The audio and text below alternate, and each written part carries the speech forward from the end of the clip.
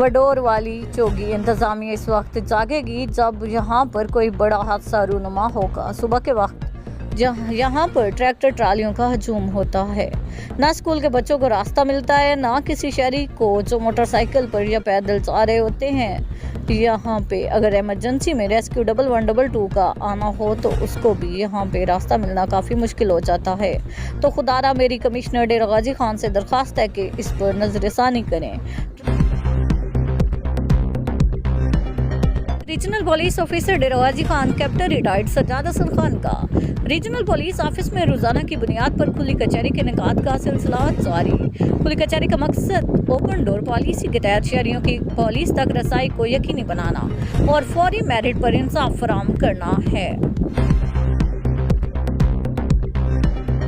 RPO डेरा Ghazi Khan captain retired Sajjad Hasan Khan ने regional police office DG Khan में order room का इनेकाद किया, जहां उन्होंने पुलिस अफसरान को दी गई सजाओं के खिलाफ 8 अपीलों और 2 शोकाज नोटिस की समाअत की। तसल्ली बख्श जवाब पेश करने पर 7 अपीलें मंजूर कर ली।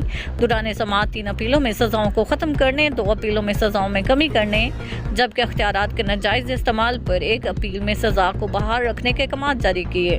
शोकाज नोटिस की समाअत के दौरान 2 शोकाज नोटिस में माइनर सजाओं के अहकाम सादिर किए।